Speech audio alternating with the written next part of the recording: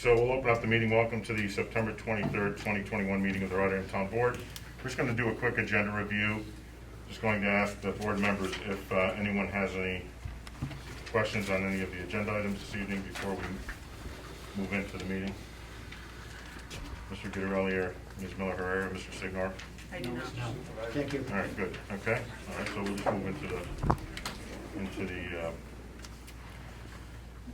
the meeting. Also, I just want to say before we even to call the roll, what I'm going to ask is we're going to move on one of the resolutions this evening to promote sergeants here within the police department, our town police department, and so that those folks can go and enjoy their families and have dinner and so on. And then we'll move right into the public hearings, okay? Thank you. Okay, Ms. Marco, would you please call the roll? Mr. Christo is absent. Mr. Guidarelli? Present. Mrs. Miller-Herrera? Present. Mr. Signor? Present. And Mr. Thomas? Present. 4 present, 1 absent. Would you all please stand for the pledge?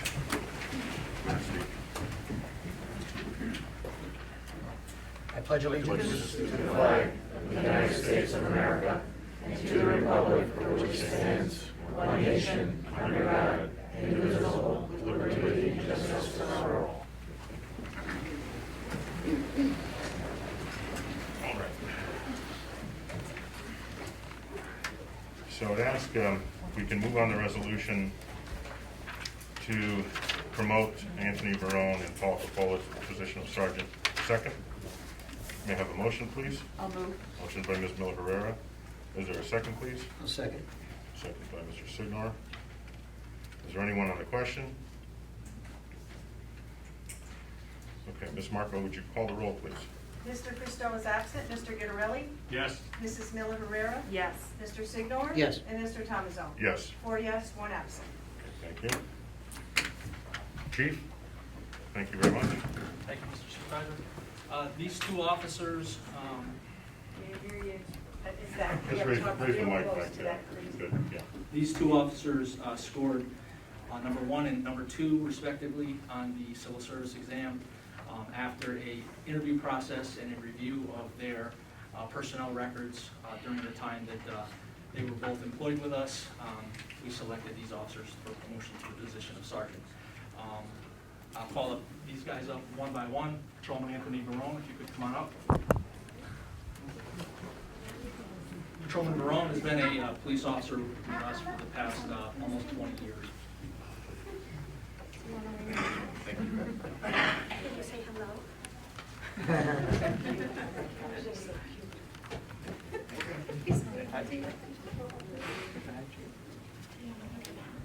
Okay, we'll give the oath of office, left hand on the Bible, right hand. And repeat after me. I state your name.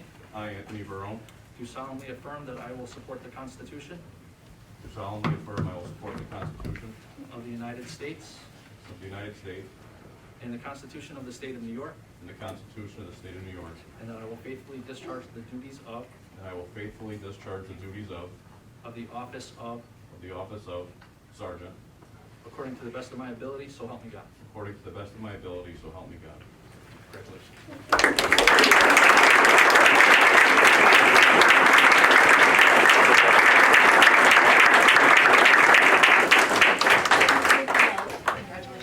My arms are shorter, that's why I can go. All right, thank you very much. I appreciate it, thank you. Thank you, Vincenzo. Can you say yay, Daddy? Come here. Do you want to help Mommy? Come help Mommy.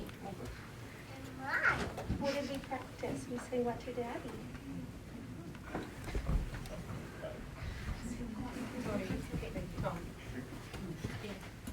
Can you say yay, Daddy? Let's take a picture. Come on. Gonna say cheese, okay? Right there. Thank you. Thank you. Thank you.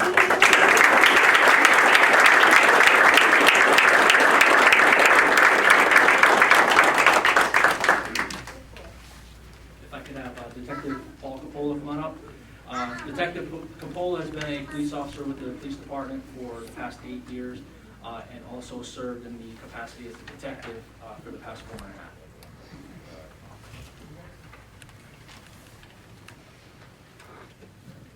the Bible, raise your right hand and repeat after me. I state your name.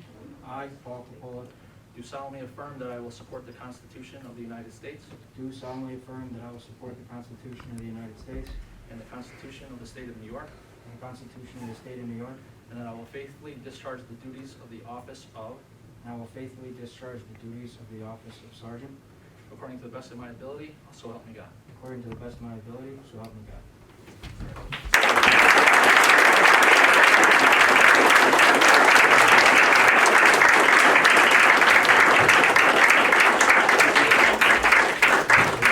Thanks a lot, appreciate it, thank you.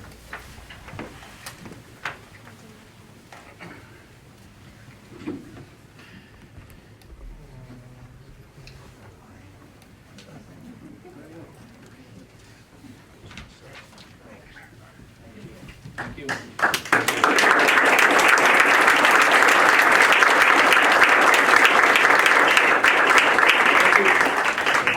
Thank you, everyone.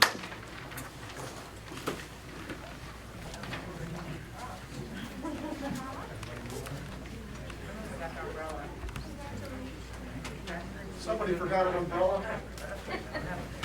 Thank you.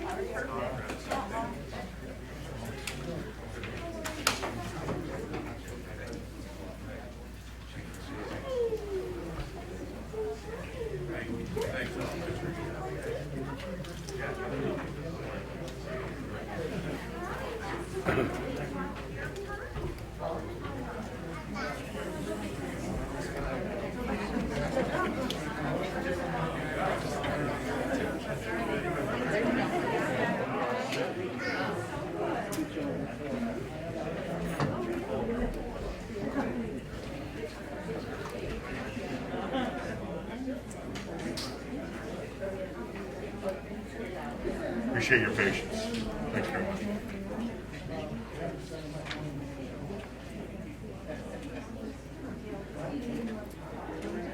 And I would just also encourage you, if you want to spread out a little bit more, you know, you're welcome to do so. If you want to pull a chair and, you know, sit wherever you want to sit, that's fine. Don't,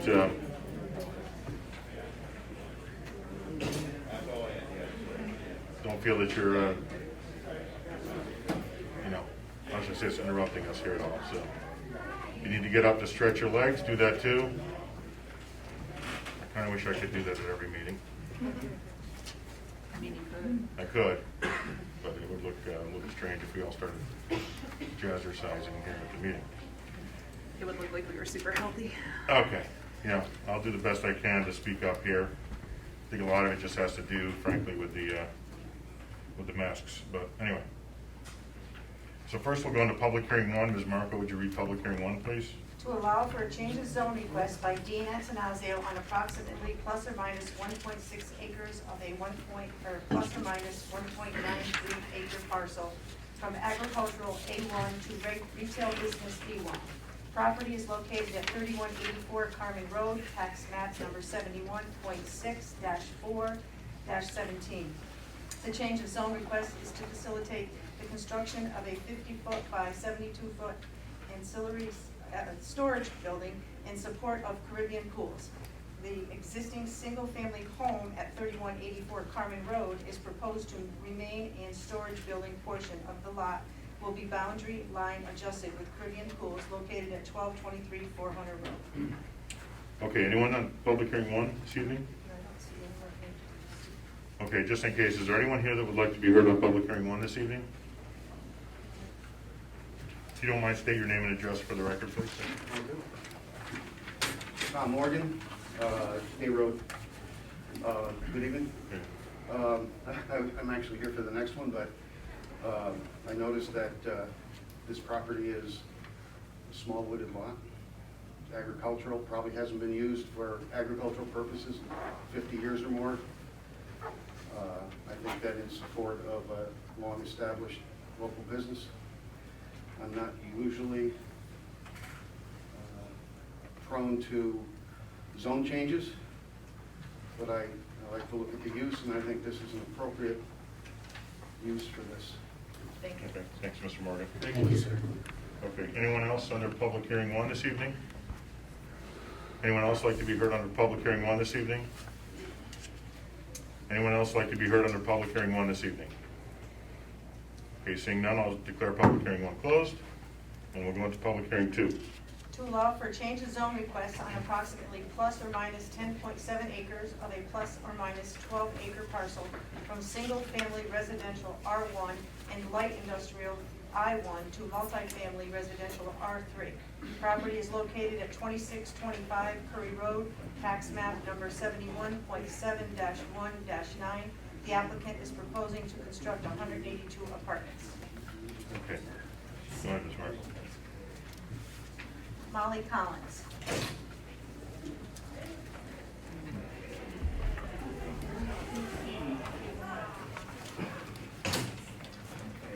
Thank you.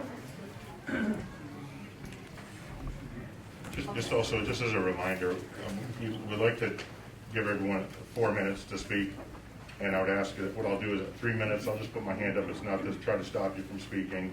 And at 4 minutes, I'll put my hand up a second time, and if you just try to wrap up your comments. Don't feel that you're, don't feel interrupted. Okay, please. Thank you. Please go ahead. Molly Collins, 2241 Amsterdam Avenue.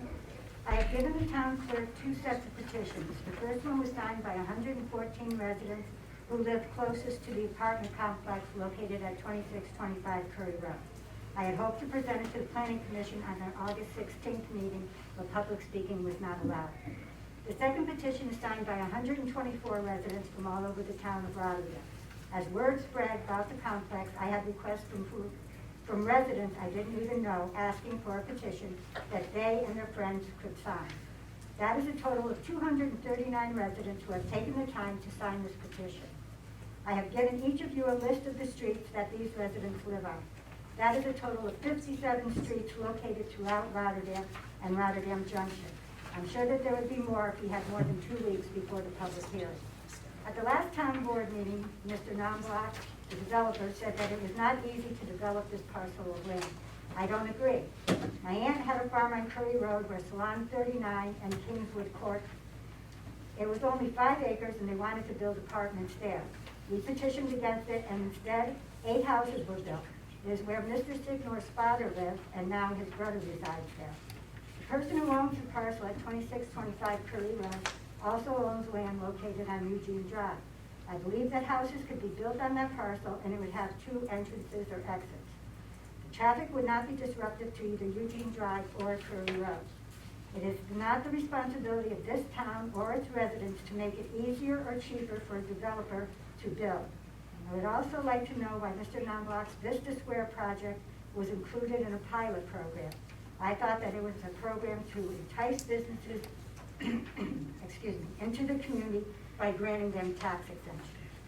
The board appointed 4 of the 7 members, this board appointed 4 of the 7 members of the Planning Commission. I assume you appointed them because you felt that they had the integrity and the knowledge needed to do the job. So how is it that you totally ignored their negative recommendation for this project? I have talked to several people and no one can remember another time when the Planning Commission recommendation was ignored. I would like to venture a guess. The Whispering Pines, the mask is. The Whispering Pines project has stalled. I was there today and all that has been done is about a quarter mile of paved road and community center and some pretty trees. And if memory serves me, this project was supposed to be built in stages, and even while being built, they were to pay $500,000 per year for sewers. Has that happened? I believe that the apartment complex in 2625 Curry Road is to take the place of the money that would have come from Whispering Pines to offset the sewer costs to the residents and businesses on Hamburg Street, who got hit with extremely high sewer taxes, whether they hooked up to it or not. I actually spoke to a resident on Fasula who owns a small strip of land on Hamburg Street. Even though they can't build on this strip of land, they are still against the apartment complex. I think that speaks volumes. At the September 21st Planning Commission meeting, a 20-unit apartment complex on Hamburg Street, located where the auto parts store, it was given a negative recommendation. Again, the vote was 6-1. 6 members of the Planning Commission gave it a negative recommendation. Will this recommendation of the Planning Commission be ignored? In either 2008 or 2009, the town of Rotterdam commissioned a study concerning the Hamburg Street corridor and held public hearings which included the Hamburg Street Merchants Association. And the zoning for Hamburg Street was designated as retail, not multifamily. Are we ignoring this zoning? Don't force apartment complexes on the residents of Rotterdam that they clearly do not want. Don't ignore the recommendations from your own planning commission. Thank you very much. Thank you.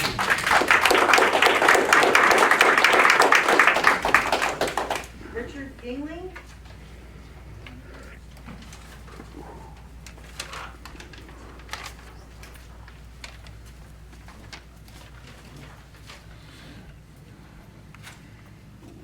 Richard Yingling, 1049 Eugene Drive.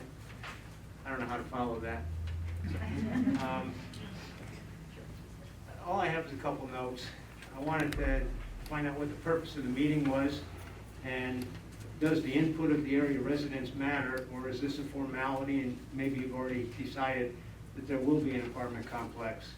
To me, an apartment complex would do several things to the area. It's definitely going to create more traffic issues. It will increase the local crime rate. That's a statistic. And can easily decrease property values. Rotterdam is supposed to be a nice place to live. That's what the sign says. What it makes it so are the people in the communities here. Situations such as this make some of us want to move out of this town, and I think that's sad. That's really all I have to say. I'm against the apartment complex.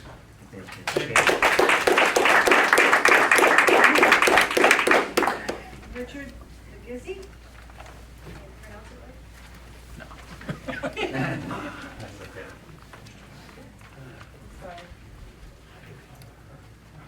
Good evening. My name is Richard Majesi. I live at 1410 Curry Road at Vista Square. I've lived there for almost 3 years now, and the purpose of me coming here tonight is I really believe that there's a need for more living accommodations in this town. I moved into Rotterdam 3 years ago from out of state, and I aggressively looked for a place to live for 2 weeks. And I was very happy to find the residences at Vista Square that met my needs. Fortunately, like I said, I found Vista Square, and after 3 years of living there, I can attest that it's obviously a new place. It is safe, very safe. My wife is extremely concerned about safety, and all the buildings have outdoor. You can't get into a building once you have to have a security fob to get into the building, and then you can get into your own locked apartment.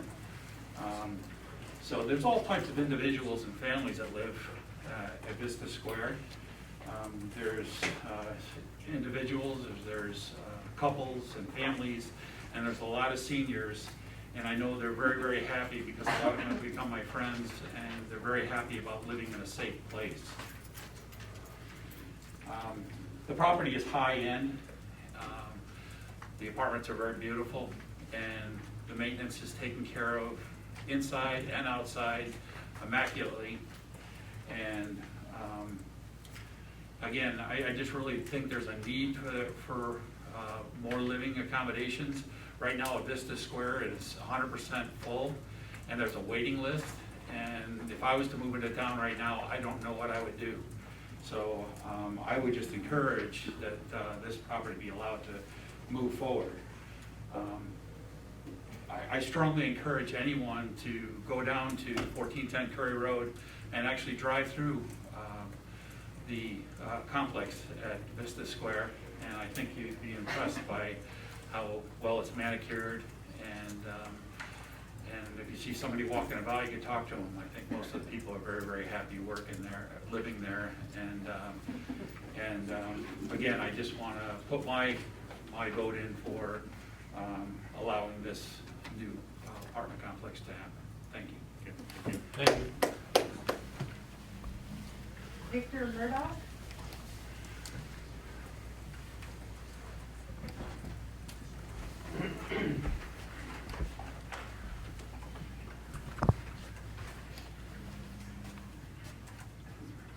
Victor Murdoch, 1054 Eugene Drive. I just want to start off talking about faith. When I went to the August 16th Planning Commission meeting, it was the first time I've heard a town committee really bring up, I think, what the town feels and what the town is looking for.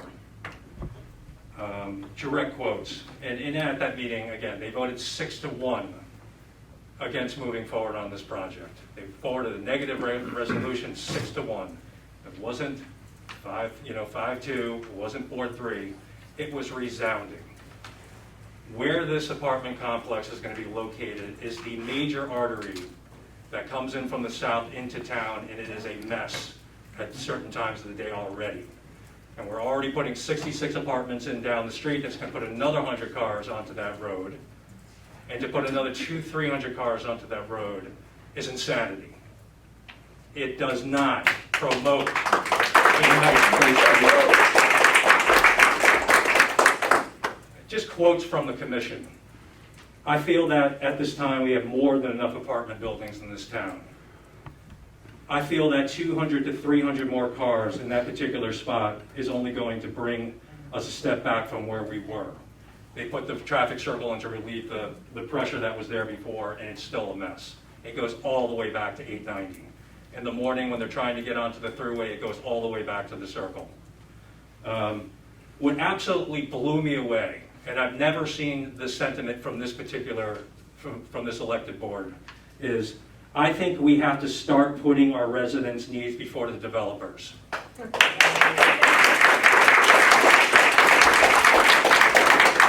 We have to start listening to what the residents want, and they don't want more apartments. This is directly verbatim from the verbatim minutes from the commission meeting. We go to the comprehensive plan committee that this board commissioned. They put a survey out into the community. 77% of those respondents came back and said they do not want to see more high-density apartments. 88% want the town to promote single-family homes. This proposed apartment complex is completely antithetical to what the community is looking for. We elect you, we demur to you to put strategic initiatives out there for the community to help this community grow, but we also have a sacred bond, and we hope that you will link on to that you will respect the needs, the wants, the desires, and the hopes of this community. And I think time and time again, it seems like this is an agenda-driven board. And we know for a fact we will have a new supervisor in 3 months. There's a good chance we're going to have 1 or 2 more board members. To move forward with this apartment complex at this time, I think is really disrespectful to the community. I think this should be tabled until the new board is sworn in January. We should sit down as a community and then discuss this and move forward in a better place. I think we've had an incredibly tough year with COVID.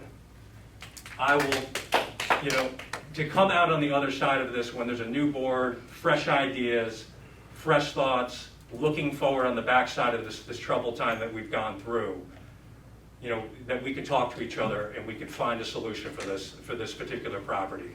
I just think that the size and scope and the location of this particular development is just so wrong for this town. Does it need more housing? Yes. Does it need more affordable housing? Yes.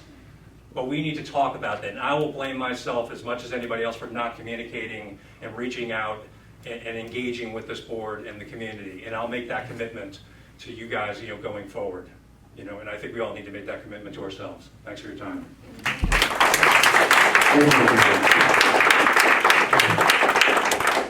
Gail Mahalik.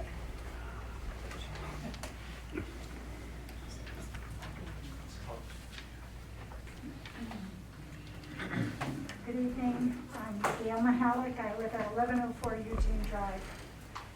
As a resident of Rotterdam, I'm here tonight to voice my concerns and opposition to the change of zone request for a multi-family residential community proposed at 2625 Curry Road.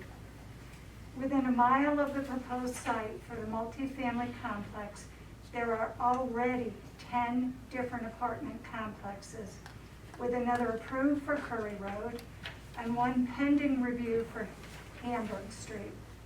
Additional multi-family residential communities, like the one proposed for 2625 Curry Road, would only add to oversaturate this area within Rotterdam. The additional traffic from this complex would increase an already high traffic volume area of Curry Road and would create cut-through traffic within the surrounding neighborhoods. People find the easiest route to get any place, and if that goes through somebody's neighborhood, they don't care because they don't live there. These neighborhoods are where we walk with our children and our pets. In addition to the increase in neighborhood traffic is the impact the construction for this large proposed complex would have on the adjoining environmental area, which has underground streams and an already high water table. The construction of the necessary structure framework for this complex could result in diverting water to an already oversaturated area. At the July 20th Rotterdam Planning Commission meeting, the review and decision process for a change of zone request was outlined. It says, when the town board is considering a change of zone, the local code requires a referral to the planning commission. The planning commission's job is to look at the project, decide whether or not the proposed zoning is consistent with the neighborhood, whether it's consistent with the town's comprehensive plan, and to make a recommendation.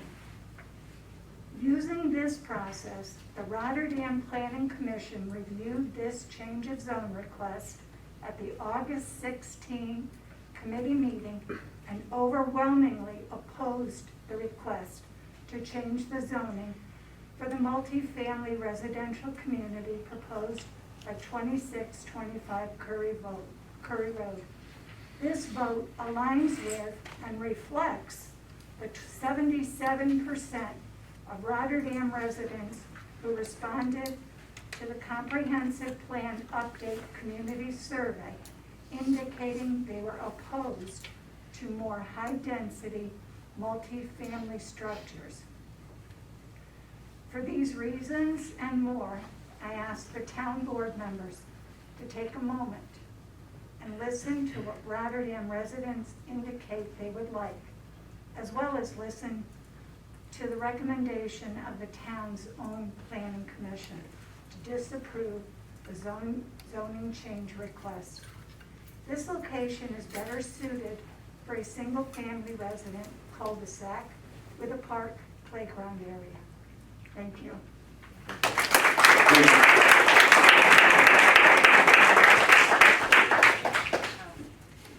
Suzanne Dunham.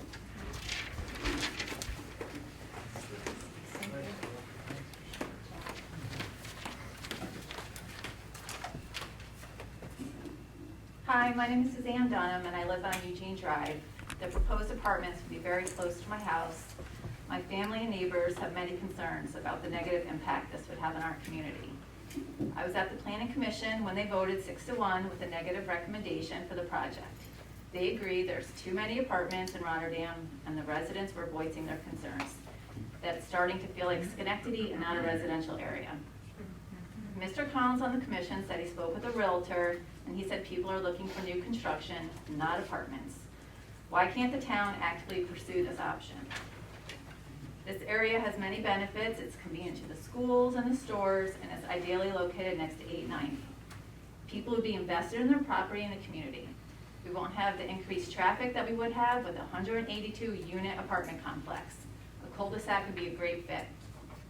Lastly, no one wants this project. I've spoken to many people in my neighborhood. I walk all the time. No one wants it. We are concerned for our neighborhood, the increased traffic, and the cars that be cutting through our streets to avoid the congestion on Curry Road. I don't think any of you would want this in your backyard. We don't want it at all. The builder talks about the positives, but honestly, I think it only benefits them.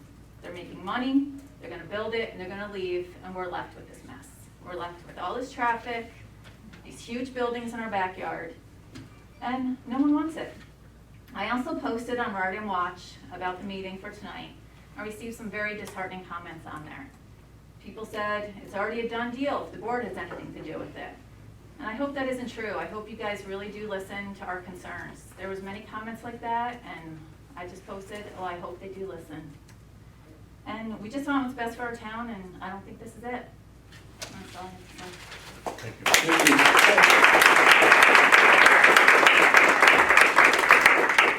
Steve Dunham?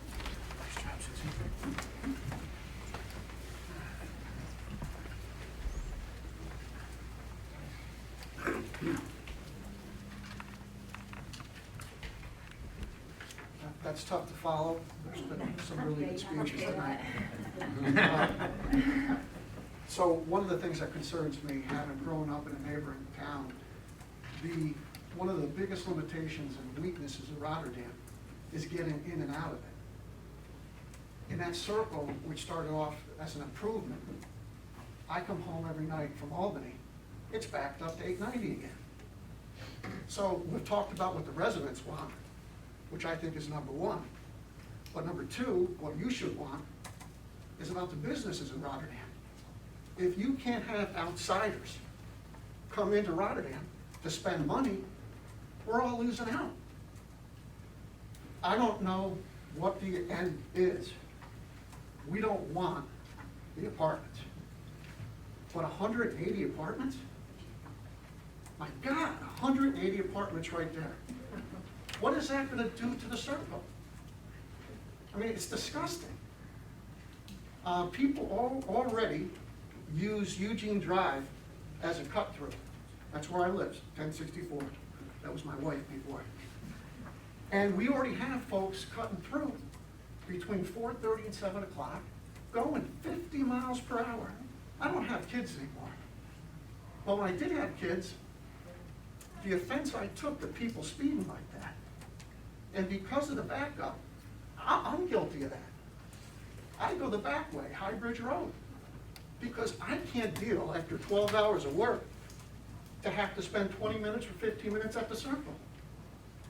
So I just think you got to do what's in the best interest of the town, but also the people, the businesses in the town.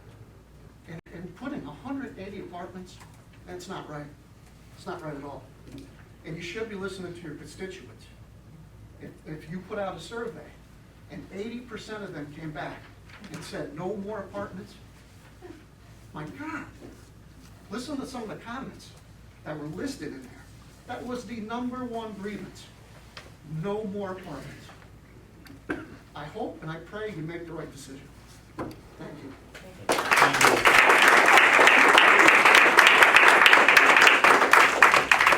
Joseph Janowski? I'm going to pass. Okay, I don't want to be redundant on what others said. Okay, no problem. Bob Gabuski?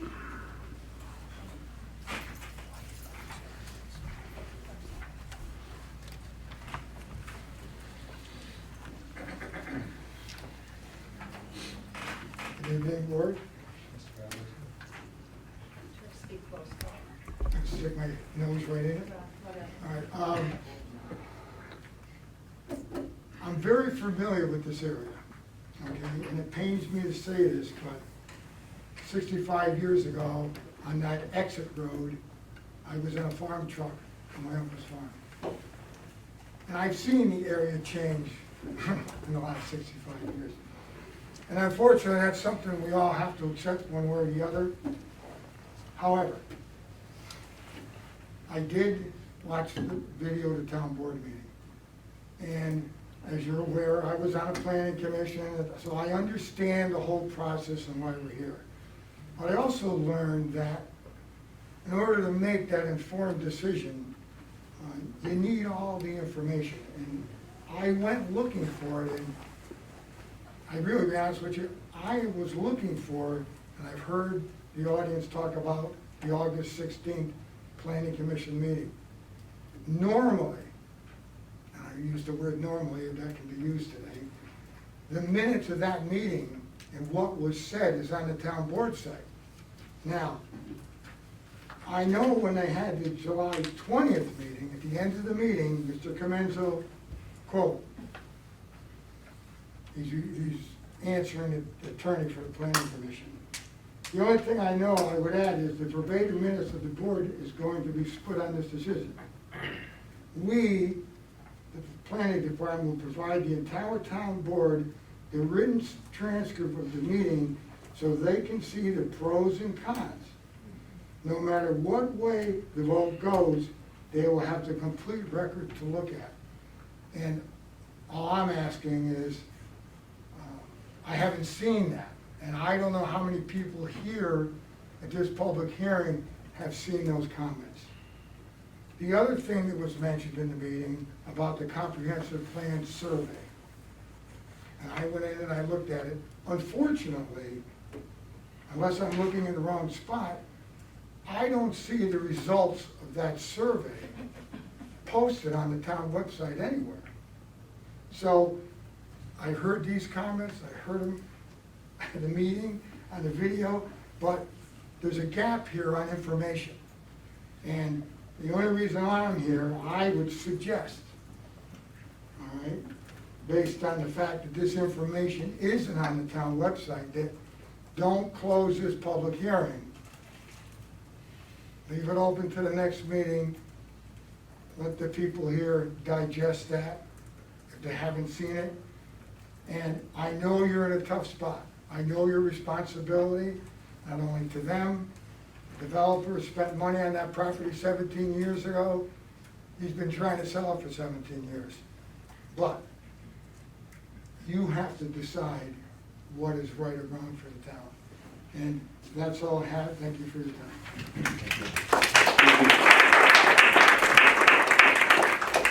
John Miller?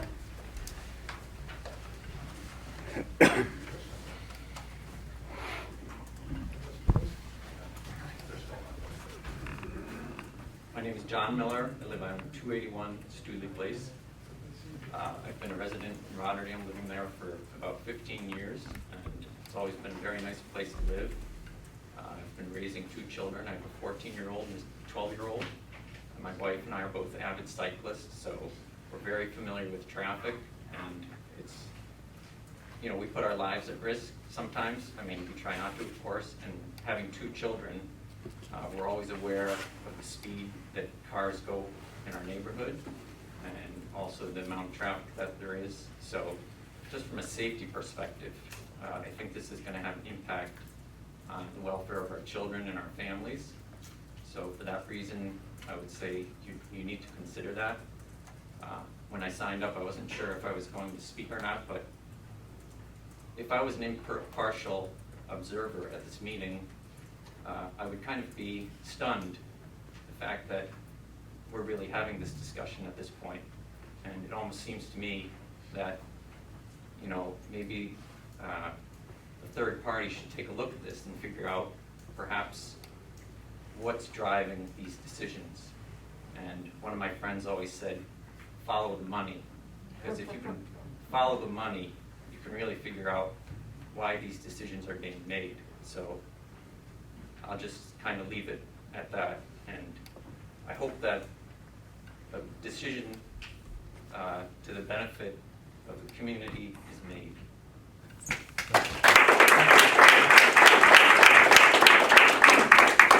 Joe Mastriani?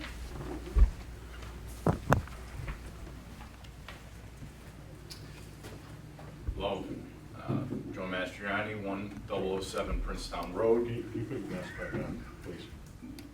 Please put it back on. I have to ask you to put it back on. Those are the rules here, so please. All right. Go ahead, please. Thank you. It I'm bothers- honestly not trying to be combative, it's just that, believe me, I'd rather not wear mine too, but those are the rules we have. We're a year and a half into this, and these things are more unhealthy and fear-mongering. It's not- It's theater. Let's continue, yeah. So- Okay, all right, so I'm Joe Mastriani, I'm running for town board this year, and I'm out talking to a lot of people, and the word amongst a lot of people is that the town of Rotterdam is changing. The character of the town has a different feel. You know, there's reports of somebody beating a car with a baseball bat just this week. The town feels different, and there's a character to Rotterdam of starter homes and communities and families, you know, involved parents and involved in sports and music and things like that. And we're all of a sudden becoming urbanized, and this vote here, this that you guys are going to decide on, is going to affect the character of the town going forward. You know, there are a lot of people that are tired of New York State and you know, may not see their roots going much deeper in Rotterdam. You know, we're going to be looking back on this in, you know, years to come. Was this the right decision for the town? I mean, where are we going to be in 10 years if we fully urbanize? Is this part of a larger plan that you know, Rotterdam becomes an urban area? It's certainly going to change the character of the town that we all know and that we all grew up in. So I would encourage you guys to, you know, think deeply about this. This is probably not the right path forward for Rotterdam. And at least let's look at the comprehensive plan when it comes out. Let's have an idea of what the plan, what the vision for Rotterdam is going forward, and not you know, hastily do anything because of, you know, revenue shortfalls or sewer lines or anything like that. We have to measure this decision very carefully. Thank you.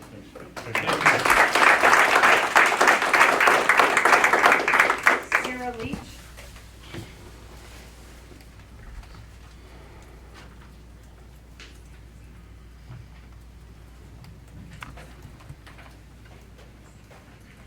Sarah Leach, 1078 Eugene Drive.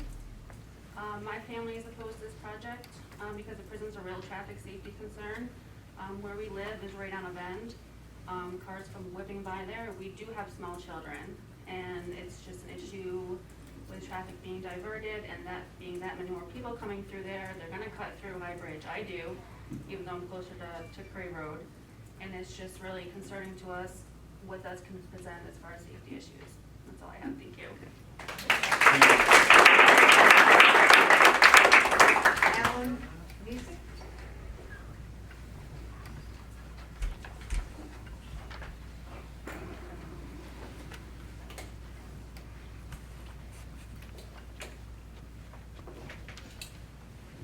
Marty and Alan Isaac, 2689 Curry. I've lived there my whole life. Since we've had more of these apartments being put in, traffic flow has increased, as you well know, as you've heard. But there's also been a lot more accidents. Before the August 16th, the week before, we had one right in front of my mother's house, which is right next door. We've had numerous accidents in the last 5-6 years. My son tells me every morning with people coming through with the increased traffic, people aren't even stopping for school buses. They're just flying past the school buses. And it's becoming a safety issue. Everybody's affected. I work in Albany. I can't even get out of my driveway at 3 o'clock to get to work. I'm sometimes in my driveway blocked in for 5 minutes to get out, unless somebody stops to let me out. It's becoming I'm opposed to this project. And it is becoming, we've had 5-6 accidents in the last 5-6 years, 7 years. And fortunately, we had one fatality come in several years ago that came out of the other apartments at 2660. One person was killed, hit by a truck. Because they couldn't get out, they couldn't see, they pulled out in front of the car. I've almost been hit. My son has almost been hit getting on the bus. I see it all the time. People fly and they're not stopping. The traffic circle was supposed to alleviate congestion. It's gotten worse. That's all I have to say.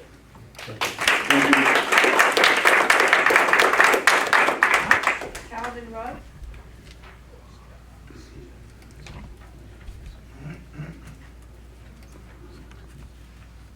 Before he starts, may I just address something quickly? If there are problems with school buses, I just remind people to contact the UCC or the non-emergency number for the police department. Prior to COVID, we were having a significant issue with people going around stopped buses, and the police are aware of those issues, but we need to know the locations in order to do enforcement. So just please make sure you're reporting those. It's a really big issue. Go ahead, sir. Not a problem. It's important to all of us who are parents. So, Calvin Rugg, I live over at 1107 Sunrise Boulevard. I did not get a chance to sign Molly's petition, so I would be another signature on there if I was aware of it. So, I'm very much against the rezoning of that parcel of land. I think you've heard a lot of great things from the people in the audience here. You've heard a lot of great information from your planning commission, so I'm going to try not to repeat it. Just some of it, but there's a lot of facts that people are putting out. You know, planning commission voted 6-1 against this. You know, the fact is traffic is going to increase. And the other thing is the town needs to finish the comprehensive plan. You know, things like this come into that. I'm a licensed architect, so I kind of understand some of the things a little bit better. And so with a comprehensive plan, there comes things like looking at roads, looking at sidewalks, looking at, you know, water tables, things like that. All these things that these people who aren't professionals realize are an issue. So I hope you folks, as our elected officials, hear us, hear the people that are on the planning commission, and vote against it. So, thank you. Thank you.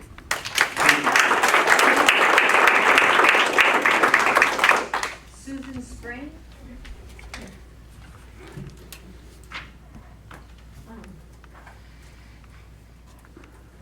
I'm Susan Spring, 1146 Jerry Avenue, and I'm going to try to not repeat. I think you all know now, if you didn't before, that Curry Road has a lot of traffic problems, and so does my neighborhood. First of all, thank you for your service on the board and as town clerk. I want to voice my opposition to a zoning change for 2625 Curry Road. Under the current designation, it's zoned for one-family residences and somewhat more, and that's appropriate. That's in keeping with the adjacent properties, which are single-family homes. The Gazette states that this proposed complex is to be senior housing, yet there are no services or amenities within walking distance of this area. The closest are a challenging walk along Curry Road to the sports complex or to the convenience store.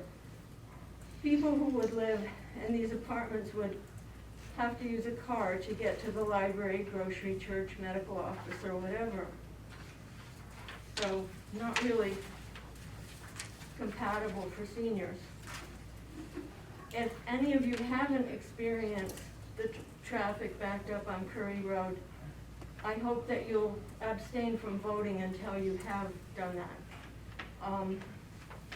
The difficulties of traffic exiting and entering a large apartment complex onto the already crazy traffic is unimaginable, and just a real great situation for more accidents.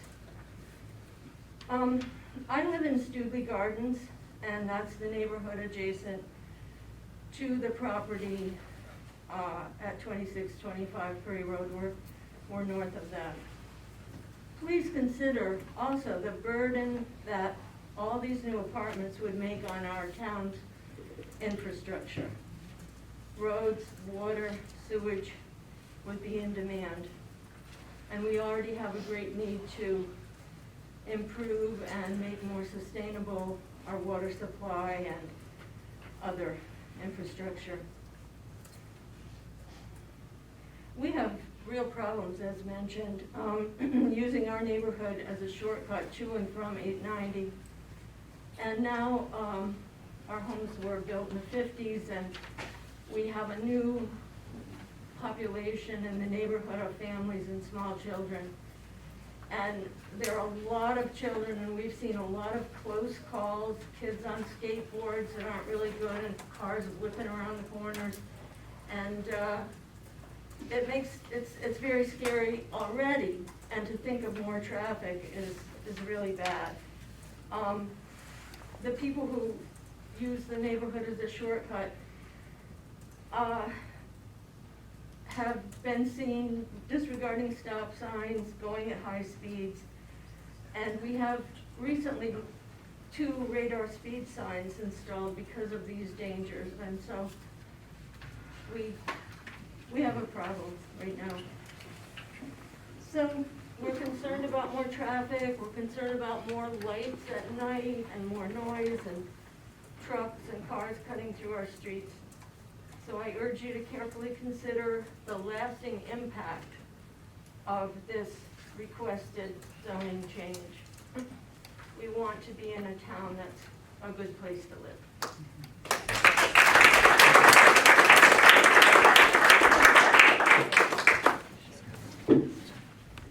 Barbara Mullins.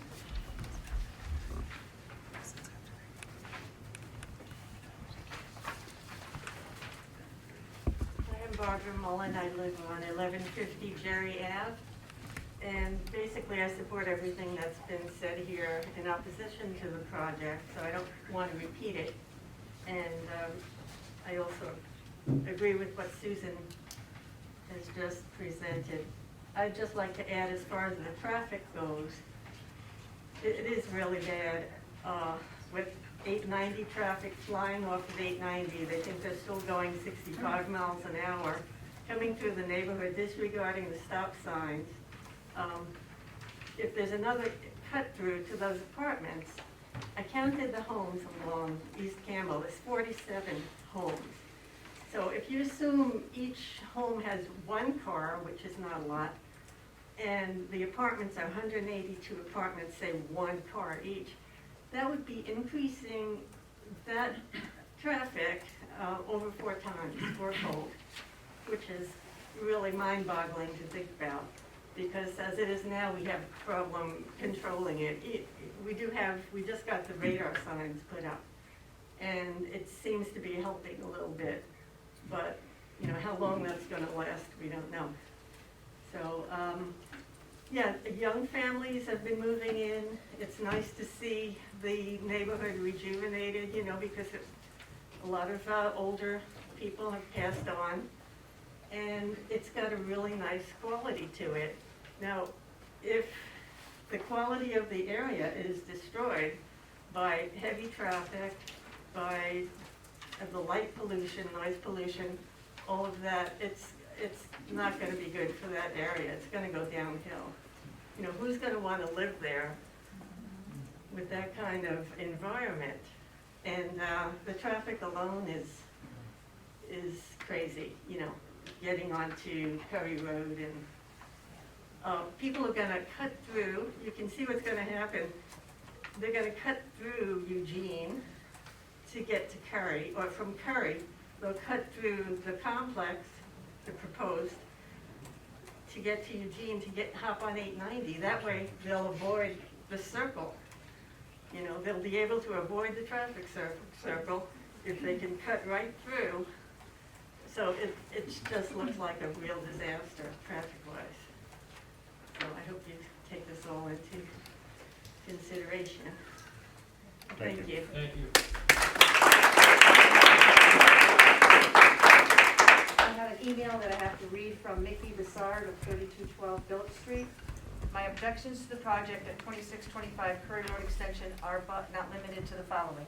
Why is this project being fast-tracked by the town board and supervisor when the new comprehensive plan is in its final review and due to be released shortly.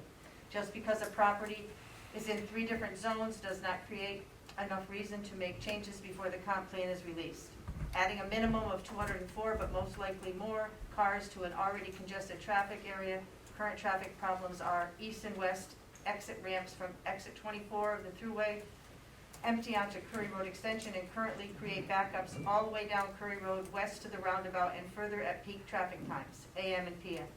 Exit ramp from 890 east also empties into Curry Road Extension below the ramp from the thruway, creating an even heavier backup at the merging of these 2 exits. Increased tenant occupancy will create stress on already overburdened water and sewer systems. Extending the existing sewer system to Hamburg Street will create another huge traffic issue for as long as road construction is ongoing.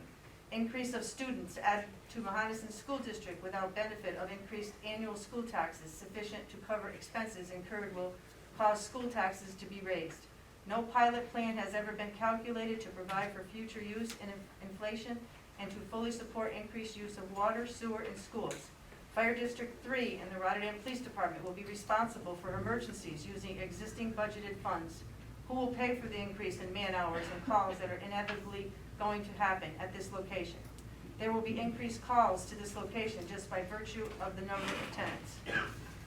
What is the plan for this project? When the property bubble burst and there is no longer a need for the added apartments at the increased rents currently being charged?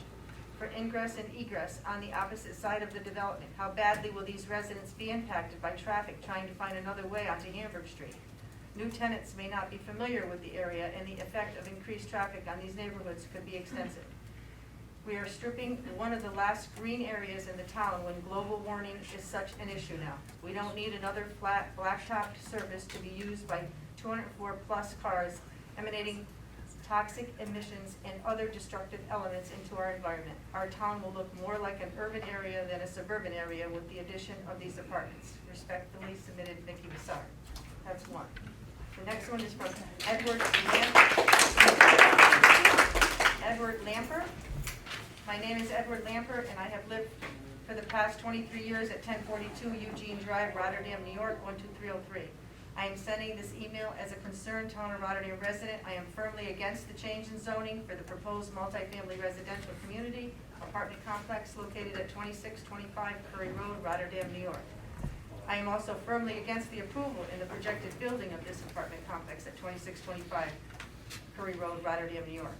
I have completed research and information gathering by communicating with my Rotterdam, New York neighbors, reviewing the Rotterdam Planning Commission website, http://RotterdamNYPlan.com, reviewed the relevant information at the official Town of Rotterdam, New York website, http://www.rotterdamny.org, and I also reviewed the Daily Gazette online article 208 unit apartment complex proposed for Curry Road in Rotterdam, http://dailygazette.com/07/17/208 unit apartment complex proposed for Curry Road in Rotterdam. You are my representatives and elected officials. You should be representing the interest of the citizens of the town of Rotterdam through informed decision-making. There are 2 key items making it apparent. You should not allow this 2625 Curry Road apartment complex to proceed. First, the Town of Rotterdam Planning Commission voted 6 votes out of 7 potential votes opposing this proposed zoning change during a meeting on August 16, 2021. Second, a comprehensive plan committee survey completed April 1st of 2020 surveyed the Town of Rotterdam residents on this very subject of building more apartment complexes. 77% of the survey responders were against high-density community dwelling development. Here are a few other factors to consider relating to the proposed 2625 Road apartment complex project, which would have a potential detrimental impact on my Rotterdam, New York neighborhood. There will be a decrease in public safety since my neighborhood would become a route for vehicular traffic to use as a shortcut around the future high-density traffic pattern on Curry Road, which already has an issue at the peak travel hours. Project impact on character of town. This mixed zoning degrades the residential character of an ownership community, which promotes the true community experience and relationships. What are the costs for additional municipal services, water, sewer, infrastructure, police, and public safety? Has there been a study completed to measure the impact to the Mohonasen School District since all of these apartment complex residents will not be senior citizens? As an alternative to another large apartment complex in Rotterdam, New York, can there be an active pursuit of creating a residential R1 community on this parcels of land? Can there be a town park created on this land? When you compare neighboring towns in Schenectady County communities, it is actually sad the lack of parks and green space available in the town of Rotterdam. I travel to these other neighboring community parks due to this gap in my own town.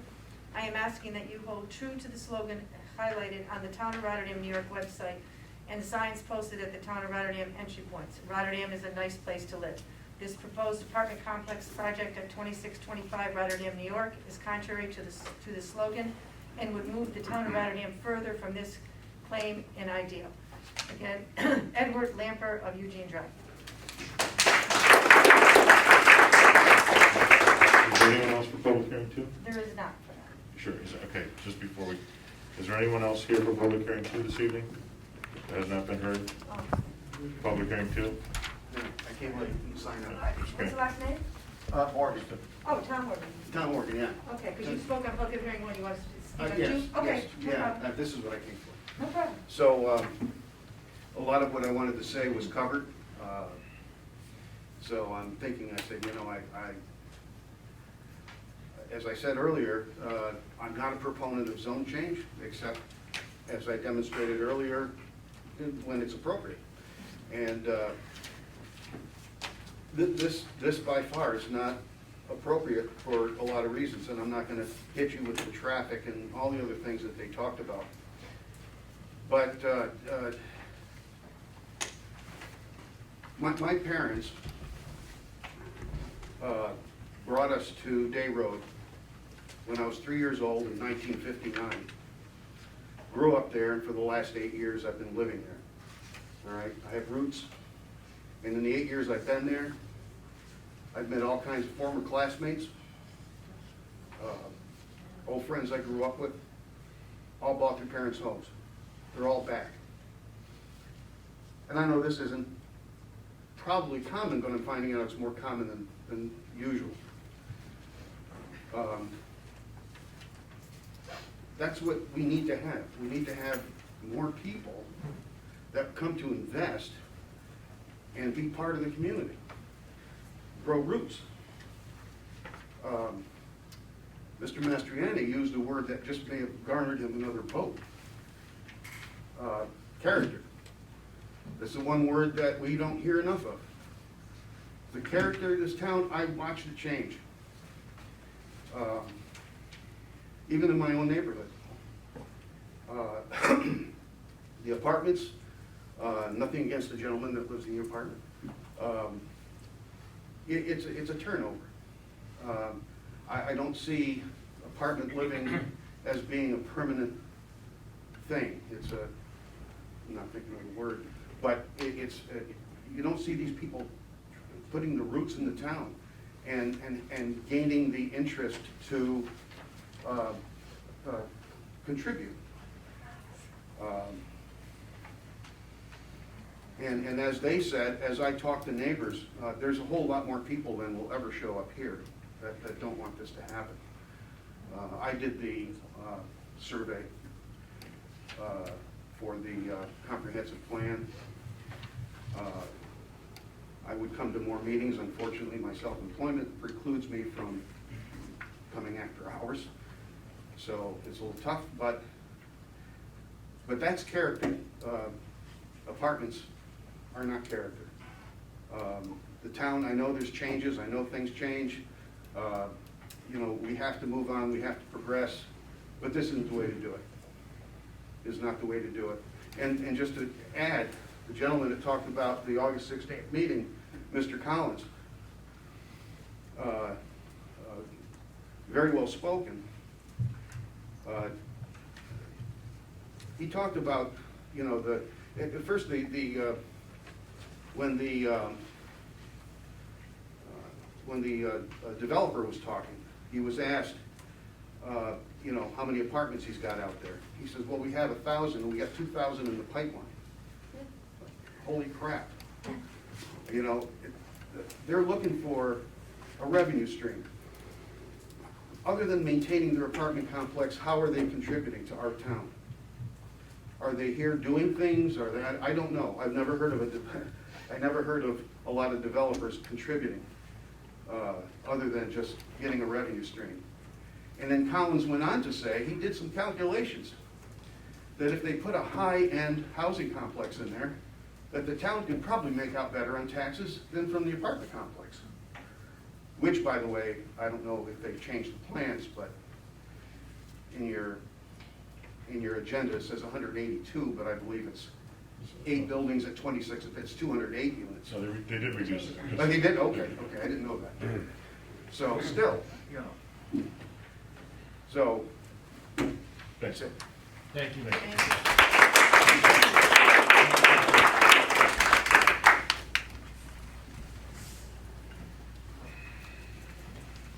I'd like to speak as well. Excuse me. John Martini, just like the drink. Which I think we all need right Say now. Curvin? Curvin, Thank you. K-I-R-V-I-N. I might need a police escort out of here, but I have a bit of a different take on what everybody's been saying. I've been in the town for about 10 years now. When I moved in, I needed something quick. I found a small apartment. I've since been looking for something more modern, something newer, and they just don't exist. I don't want to live in Schenectady. I don't want to live on Erie Boulevard. I don't want to live in Albany. I'd like to stay in Rotterdam. I'm on the waiting list for the new property that's over on Curry Road. I know for the first several years I lived here, I drove by and it was an eyesore, that property. It was disgusting. Now you drive by and, you know, it's newer, it's modern, it's kept up. I think there's a lot of people in my situation that are looking for newer and, you know, something more modern and not looking to actually purchase a home. So it's, again, you know, I understand both sides, but personally, I think it will be good for the town. I think it brings a lot of people in. You know, like I said, the gentleman said that people come in, they don't stay. Well, I've been here 10 years almost, you know. I mean, just because I'm living in an apartment doesn't mean I'm not gonna put down roots. So, you know, I think it goes both ways, and if I had my vote, I would strongly encourage you guys to go ahead with it. Thank you. Thank you. Okay, anyone else on public hearing 2 this evening? I will. If I may, I'd just like to counterpoint. If you want to come up and speak, please, All right. yeah, just state your name and address. Yeah, okay. I appreciate that. Greg Riccardi, 1949 Clement Road. All right. And a counterpoint to the last gentleman that just spoke. It's not so much as to newer, nicer, greater, it's to where you guys are going to put it. That's the problem. Where you put the new, nice building, yeah, that was the grants back when I was a kid. The property was a dump. Build over there. There's lots of room still back there, isn't there? No? No, they're basically built out for They're built what the out? plan was, Okay. right? I mean, there's always an allowance for green space. There's a wet area back there. There's always been there. I used to work at the Kmart many years ago. Okay. So that property is built out. Okay. Where was the original Walmart supposed to go?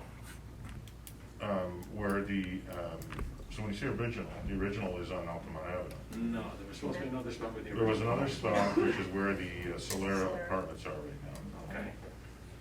So this is the last spot in Rotterdam where you can put 200 apartments? I don't think anybody's saying it's the last spot, but I don't want to get an argument, but it's not the last spot, but this is Okay. an area that, you know, someone came in with a proposed project. Okay. The town has an obligation to review it. Okay. And that's what we're doing, and that's why we had a public hearing and there's a I process. understand that, but here's my problem. Yeah. Where I live, as I explain it to people when they come to my house, if you make a left-hand turn at the U-Haul, drive straight down Harbor Boulevard, and you don't stop for the stop sign, that's my driveway. Trust me, it's been done. People come into that new apartment, they're gonna wanna go to the Walmart, which I was adamantly against, the Hannaford. I have kids. I walk that neighborhood and it's not good.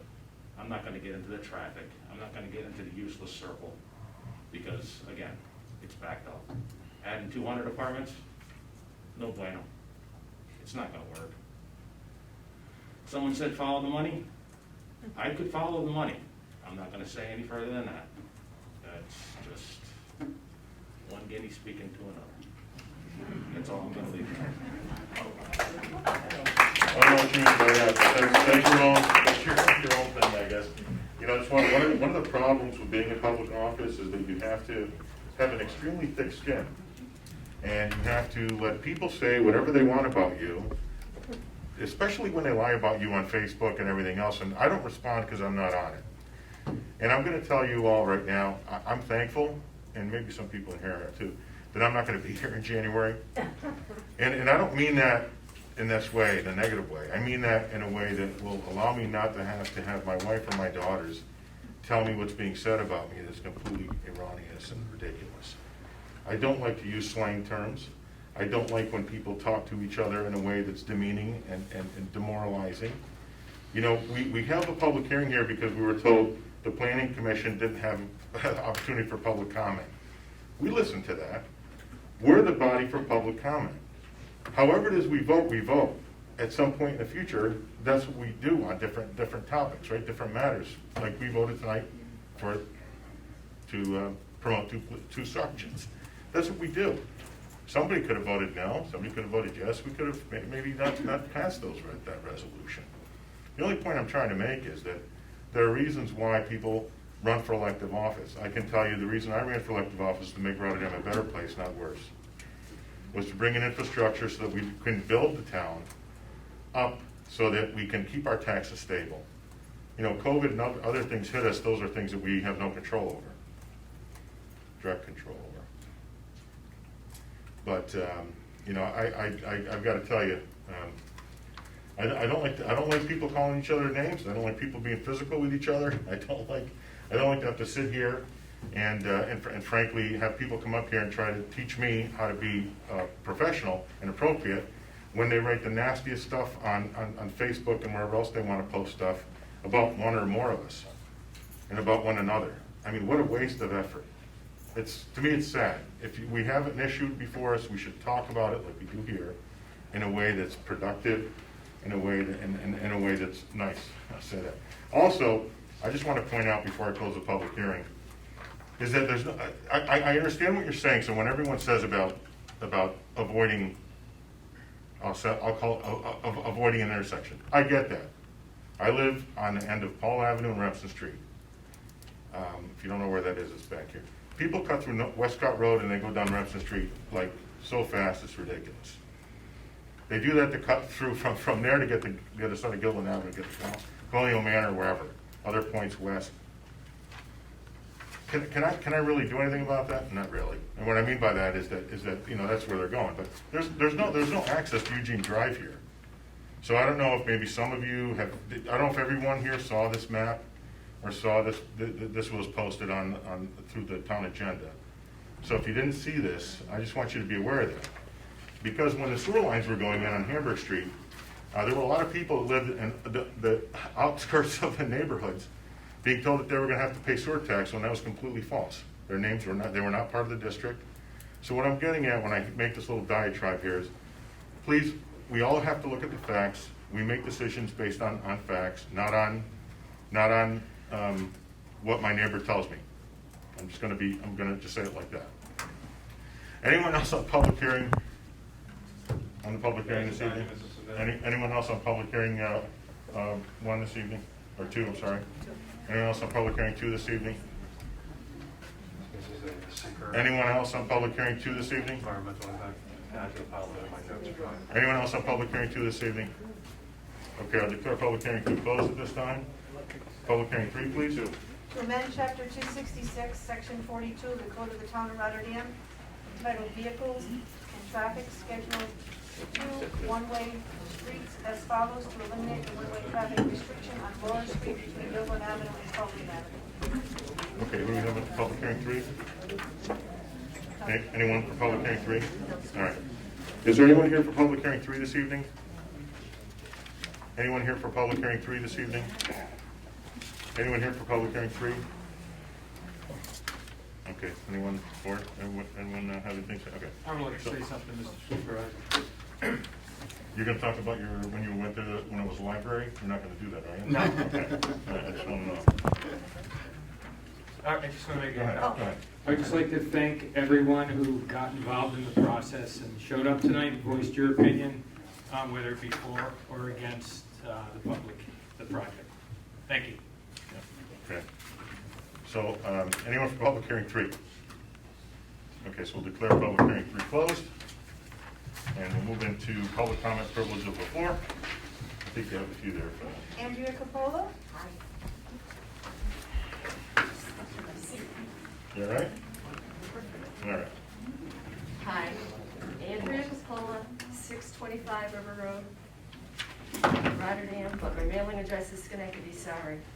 I gave the clerk this proposal. It's from the Conservation Advisory Council, the Parks Committee, that they don't know about it yet, I told Rosalind, and the town historian, Jim Schaefer. This is just a little proposal. If we get into the Walmart building, that would be perfect. We could put us in someplace, not next to the jail, hopefully. The Kmart building. The Kmart building, sorry. But even if you even just gave us a historian, I don't think it would be adequate enough. You got to remember, Mr. Whalen was the town historian 2 historians ago, I believe, and he lost when Irene and Bill came through. Everything that he had accumulated was lost. So something like this, that the 2 committees would have meeting space, that we'd have storage space, would be just ideal. And maybe you could stick us up with a comptroller, maybe. Oh, excuse me, the director of finance. Also, I'd like to inquire, does anybody have any idea how come the Conservation Committee never got their stipend since 2018? I know that Beth is working on it. I'm sorry, didn't hear you. I'm sorry. Beth is working on it. Okay, all right, because, We'll get that taken care of. okay, It was a, yeah. thank you very much. I appreciate your attention to the matter. And I appreciate, thank you so Thank much. you. And thank You're you. doing so well. Thank you for your All right. service, thank you. Thank you. Molly Collins?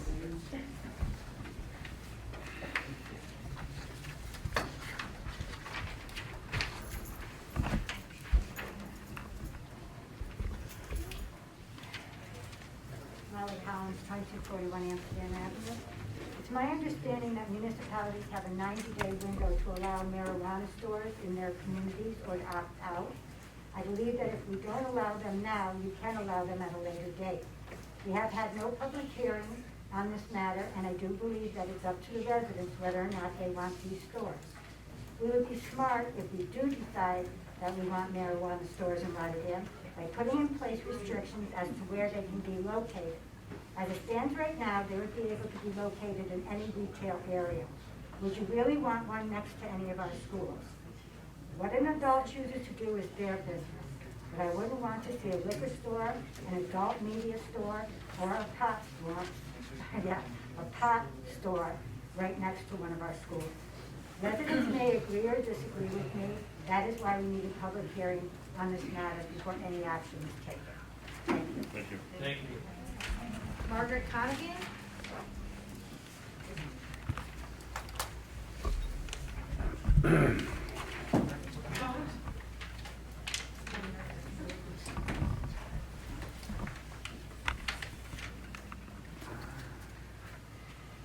My name's Margaret Conahan, and I live on Gilderland Ave.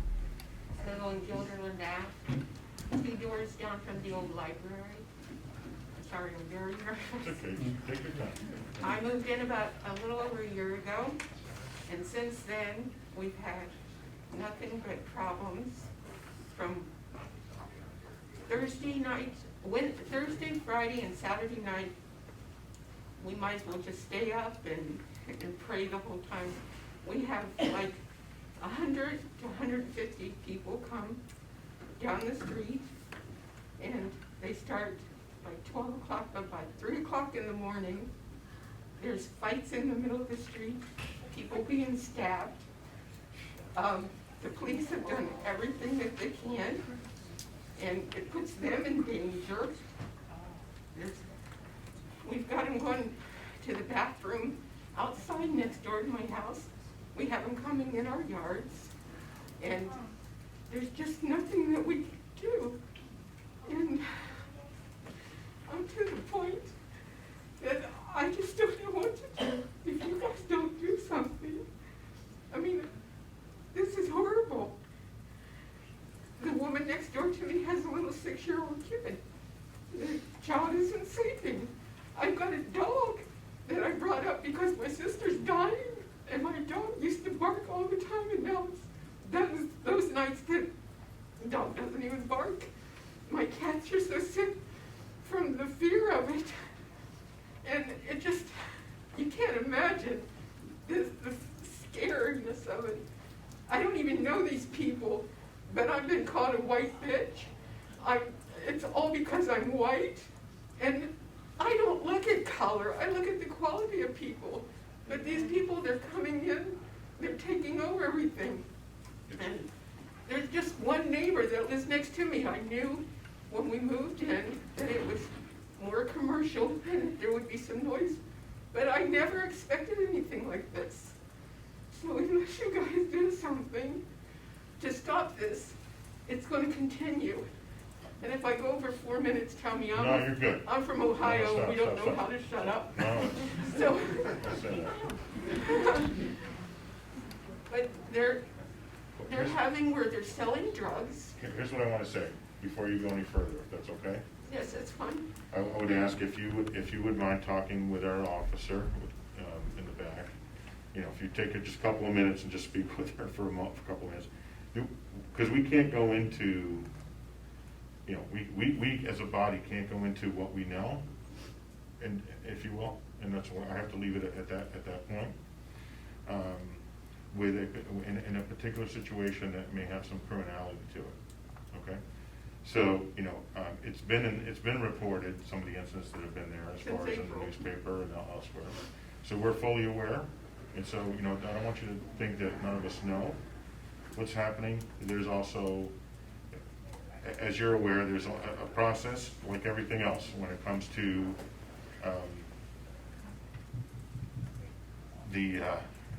I'll say policing, and I'll just use that broad term.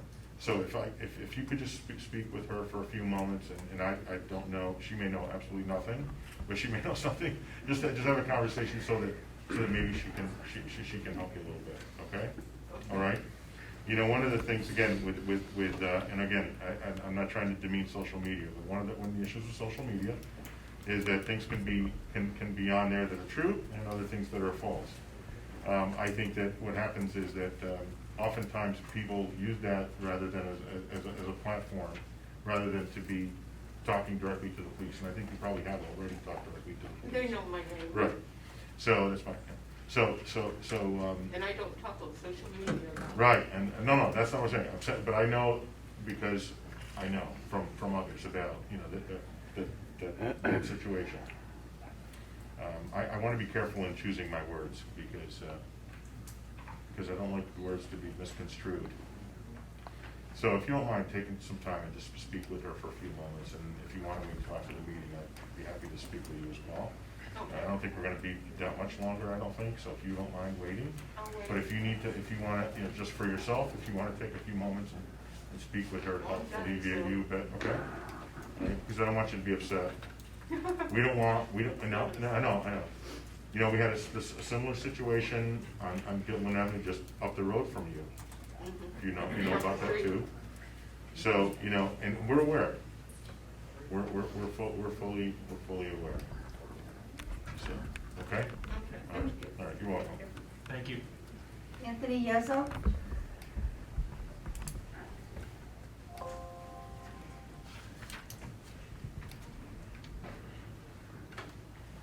How are we doing? I don't know, I made a few copies, I don't know. You can, I didn't know how. if you want to just give them all I'm used to be on your side. I've never been on just give them all to Ms.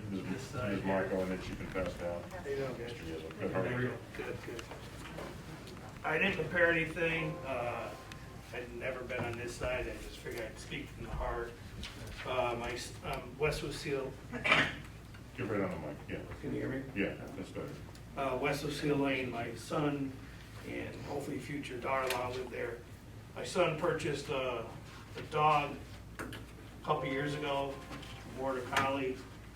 He was bringing it to Dog Essentials at, do I need to give the address? No.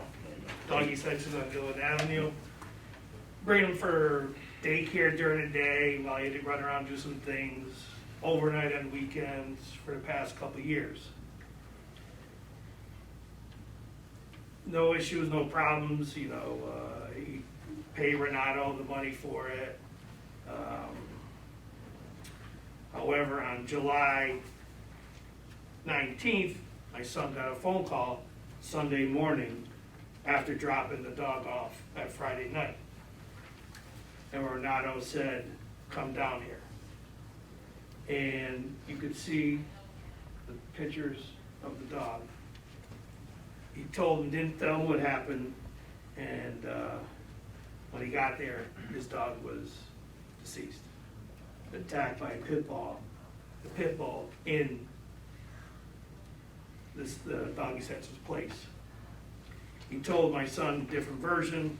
Then there's a police report, what Renato stated, and he had to bring it to the veterinarian that day. And there's paperwork in there. He was pretty messed up. And the veterinarian report said she thinks that the dog passed away a while ago. He had a dog cremated. Come to find out, no, state me if I'm wrong, no, there is a place, a business cannot have boarding animals overnights or for daycares.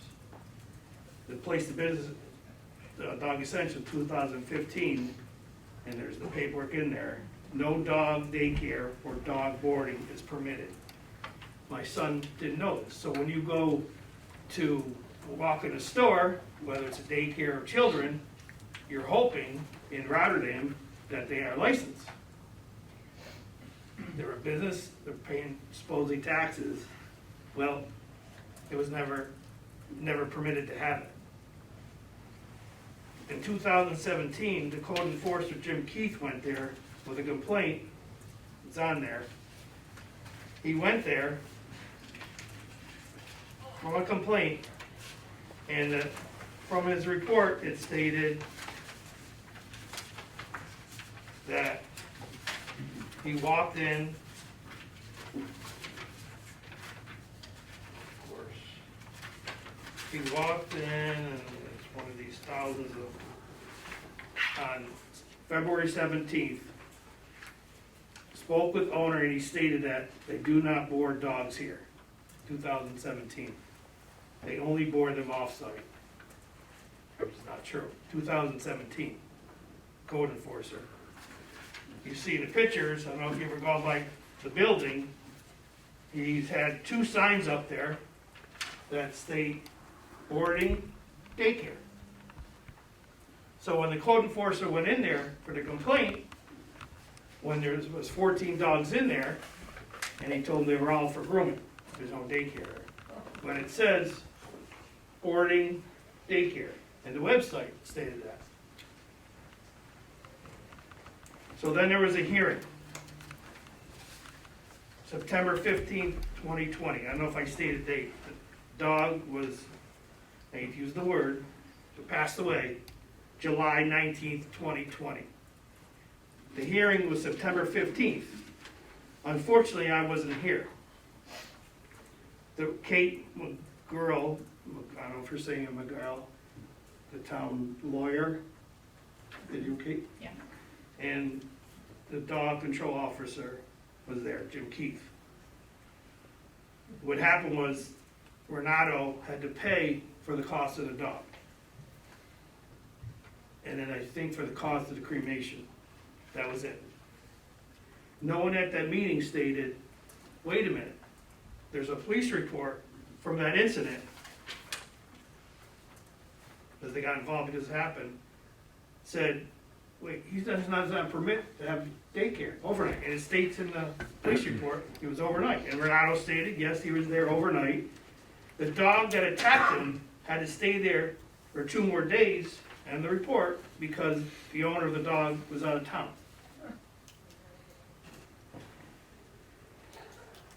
So I don't know how that happened at that meeting, and then we were told there can't be a lawsuit of the dog because unfortunately the dog is on property. I don't know if anybody has animals.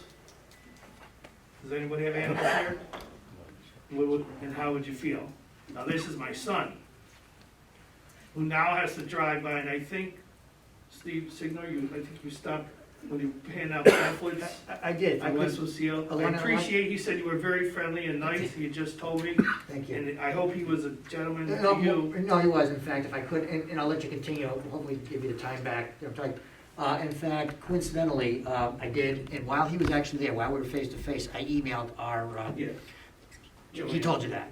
And I forwarded him the response I got to him, so Yep. I'm wondering if he acknowledged the email I forwarded back to him with the Yeah. response from our zoning, Yeah. our code, I'm sorry, not Yeah. zoning, code. Right. So that's why I was a little confused, because I know what the mass, because I see his email and I see yours is like coach something, so it's your son. But yes, so hopefully he checked his email and he saw the response. You got it. Okay, great. So, I know I've talked to a lot of people on the board here, I appreciate Steve, you're doing a great job. So we sent, that was September.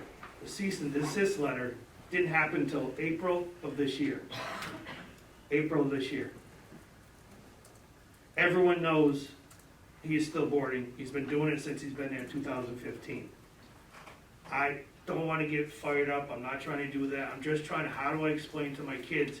Because they have to drive by there every day to see Renato outside there on Sunday, getting the dogs out of the back room where they're staying there overnight and carrying them in and doing stuff. Not only is he not there, he shouldn't be doing it at all. He's neglecting. There is a number of animals there over what should be there, even when he shouldn't have them. He doesn't live on the property. They were left alone. There were 30 dogs at an incident. 30. So, it is now the end of September. I know I've been told, please stay out of it, which I can't. I know there's been emails that said to stay out of it. I know we're told that we have no right to it. I got, somewhere in here there was a wording of an email of to stay out of an ongoing situation. It wouldn't happen if it didn't take this long. And I was told it's an ongoing case. We can only go to if there's complaints.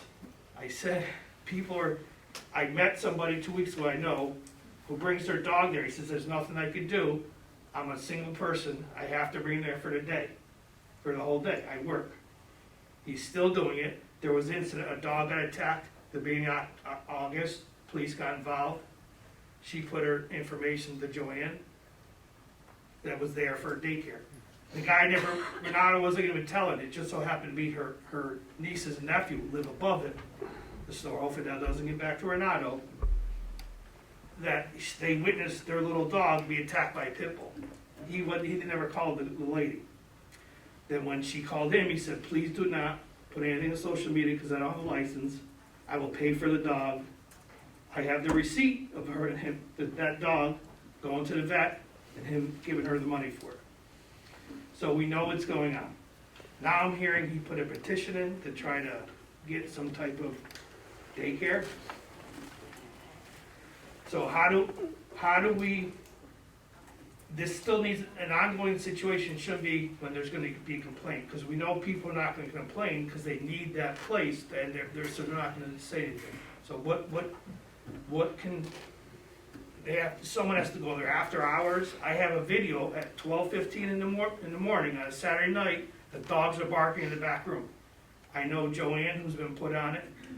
Can she go after hours? Can she go with the police? What we have, or someone needs to go in there once a week to show proof. He's, Yeah, no, what only because you. I'm at this, I know, but I'm at this level. I know. I don't know what everyone knows in Rotterdam he's still doing. He's been doing it for 6 years illegally. Now, If someone else gets injured, there's gonna be a lawsuit.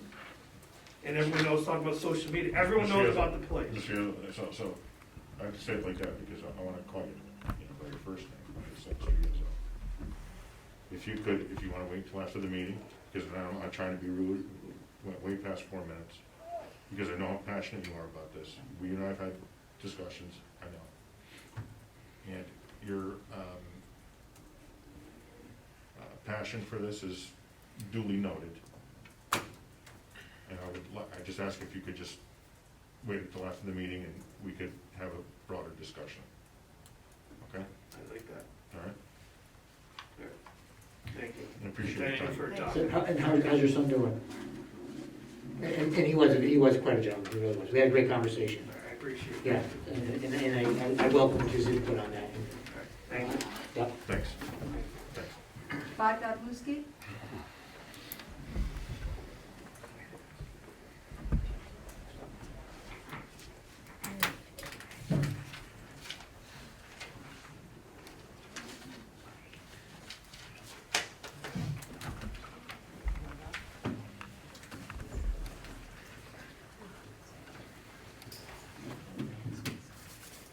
Good evening. Believe it or not, I still get Dear Bob letters like you do. They don't say deer on that. But mine don't say dear either. However, I don't know why I get them. And I didn't type this myself. All right, I didn't mail it to myself. I'm only gonna read the first paragraph. Then I'm gonna ask some questions. Okay? Bob, I'm writing this letter to you because I know that you've always been concerned about the town board and its wasteful spending. I would like to bring to your attention the current financial burden that the town of Rotterdam has placed on the residents of the towns once again. Now I give this to the town clerk. And I'll be honest with you, I knew nothing about it. It kind of caught me off guard. However, there was also in there an MOA, memorandum of understanding, and a letter that was sent to the employees, and it had to do with unused sick time. All right? And it was sent from the controller's office dated July 27, 2021. And I'm sure you're all aware of it. Had to say, basically, in accordance with the MOA executed by all the unions, and this is to the employees, you may request to receive payment for up to 25% of your unused vacation and sick leave accruals on your timesheet ending July 23rd. Be honest with you, I had no idea what that meant. All right, now, between that letter, I assume that when we went out to the employees with that, I used the word option, that there was a dollar amount. What I'm curious is, what was that dollar amount that we eventually paid to those employees who signed up for this? That's what I'm looking for, okay, that answer? Right, I don't know whether you have it, but that's really. I do not know who took advantage of it or not. Yeah, and that really was the crux of that was sent to me. And like I said, I knew nothing about it, and I got it. So, of course, being a curious person, and I get a piece of paper, being I've been around a while, I examined the piece of paper. And in the letter that was sent to the employees July 27th, 2021, out of the controller's office, and I might add, I was always under the impression that the only people that can put their names on town letterhead are elected officials, not the town controllers listing her staff and her name, because it is a public document. And I don't know of any other department that is allowed to do that. However, that said, the copy of the MOA that I had that was attached to this, that was confusing to me, all right? This letter is asked, telling them they can get it, it says it's July 27th. When I look at the memorandum of agreement, I see the supervisor's signature, I see the chief of police, and there's a date on the bottom, and there's no date on this. And the other 3 unions or 2 unions didn't sign it. So where I'm confused is, how can the controller send a letter out saying there was an MOA was signed if the MOA wasn't signed until August? You understand what I'm saying? So maybe I got a bad document, I don't know, all right? However, if you have the correct document, I would like it. And just one other point. When I was on the board, a couple of years ago, anytime there was an adjustment to one of the union contracts, there's a memorandum of understanding, which is an agreement to amend the contract. However, in order for that to happen, there must be a town resolution approving that. If you have that resolution, please send it to me, because I cannot find it on the town website. I'll get you everything that I can from. Yeah, I understand. Like I said, I got the letter, and when I get letters, I try to answer. Yeah, Thank you. Yeah, sure. You're welcome. That's it. Thank you. Okay. Okay, is there anyone else that would like to be heard on the public comment privilege of the floor? Anyone else on the public comment privilege of the floor?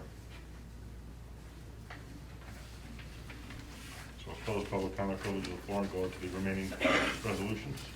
A resolution to approve the JCAP 2022 grant for Justice Court. Okay, may I have a motion, please? I'll move. Okay, motion by Ms. Miller Herrera, is there a second?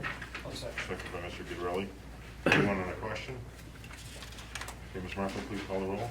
Mr. Christo is absent. Mr. Guidarelli? Yes. Mrs. Miller Herrera? Yes. Mr. Signor? Yes. And Mr. Thomason? Yes. 4 yes, 1 absent. Very good. Resolution passes. Next resolution. A resolution to declare a police vehicle obsolete. Okay, may I have a motion, please? Motion by Mr. Signor, is there a second, please? I'll second. Second by Mr. Guidarelli. Anyone on the question? Okay, Ms. Marco, please call the roll. Mr. Christo is absent. Mr. Guidarelli? Yes. Mrs. Miller Herrera? Yes. Mr. Signor? Yes. And Mr. Thomason? Yes. 4 yes, 1 absent. Resolution passes. Next resolution. A resolution to amend town board agenda review and meeting times to the end of 2021. Okay, may I have a motion, please? Motion by Mr. Guidarelli, is there a second, please? I'll second. Second by Ms. Miller Herrera. Anyone on the question? Okay, Ms. Marco, please call the roll. Mr. Christo absent. Mr. Guidarelli? Yes. Mrs. Miller Herrera? Yes. Mr. Signor? Yes. And Mr. Thomason? Yes. 4 yes, 1 absent. Okay, next resolution, please. A resolution to accept the revenue for the town clerk's office for August 2021. Can we have a motion? Go ahead, John. I'll make a motion. Okay, motion by Mr. Guidarelli, is there a second, please? A second. Second by Mr. Signor. Anyone on the question? Okay, Ms. Marco, please call the roll. Mr. Christo absent. Mr. Guidarelli? Yes. Mrs. Miller Herrera? Yes. Mr. Signor? Yes. And Mr. Thomason? Yes. 4 yes, 1 absent. Resolution passes. Next resolution. A resolution to accept the town board meeting minutes for August 11th, August 26th, and September 8th, 2021. Okay, may I have a motion, please? I'll make a motion. Motion by Mr. Guidarelli, is there a second, please? I'll second. Second by Mr. Signor. Anyone on the question? Okay, Ms. Marco, please call the roll. Mr. Christo is absent. Mr. Guidarelli? Yes. Mrs. Miller Herrera? Yes. Mr. Signor? Yes. And Mr. Thomason? Yes. 4 yes, 1 absent. Okay, resolution passed, thank you very much. Okay, anyone have anything under committee reports or anything they want to mention this evening? Give a brief update on park. So Yeah. our existing parks, maintenance has been being done regularly. The new bleachers installed on it was Steina, and we just received our first delivery of the playground equipment. That was ordered quite a while ago and on back order due to all the shortages. And the Parks Department will start installing those probably next week. And one other thing, yeah, we're actually put together a form for the Parks Committee to kind of share data and information on what needs may be on the parks, whether there's safety issues, just general repairs and things like that. But it's going to actually be an app we can use on our phone and kind of keep in communication, keep track of things. That's it. So, okay, anyone else? I spoke with Mr. Christou. He had been under quarantine and felt that it might be best for the comfort of everyone if he didn't come, even though he was released today. But he just wanted to make everyone aware that he wasn't just skipping out on the public hearing, and I'm sure he will be up to speed before our next meeting. Mr. Signor, you have anything, or should No, nothing. would you like to mention the word adjournment? Huh. Would you like to make a motion? Sure, I'd like to move, Wait, move. we've Can I got to make take an her. announcement? Oh, sorry. Sorry. Just haven't mentioned this in a while. On our town website, we have a communication portal. And I'd like to urge people to go to the portal on our town website, sign up, and you will receive you can actually select what type of notification you will get sent to you when the town publishes any new documents on the website for public viewing. Let's see, that was one, that was the other thing that you were pointing for.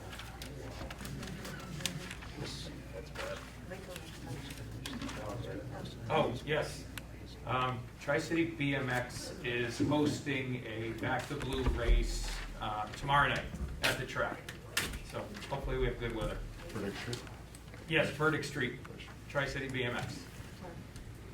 6:30, I think it is. Are you the guest starter, Mr. Guerrero? No, I will not. Does anyone have video of you all on those bikes that time? There may be Is some there video, there's a couple Yeah, there pictures. is. I would love to see that dubbed. I may be on a bike tomorrow night. I did buy a bike and I've been around that track. Okay, I have a bike, but I don't know if I would enjoy It's it. my next midlife crisis, I think. Okay, all right. Go back to my youth. So if it's not your midlife doctor's appointment. All right, Yeah, can we- 6:30? Yeah. Was it 6:30? Yes. Okay, that's the time, all right. All right. Mr. Signor, did you have something to say? Mr. Supervisor, I move to adjourn tonight's meeting. Okay, we have a motion for adjournment by Mr. Signor. Is there a second, please? I'll second. Second by Ms. Miller. Anyone, all in favor, signify by saying aye. Aye. Opposed? Okay, thank you very much. We are adjourned this evening. Appreciate your time and attention.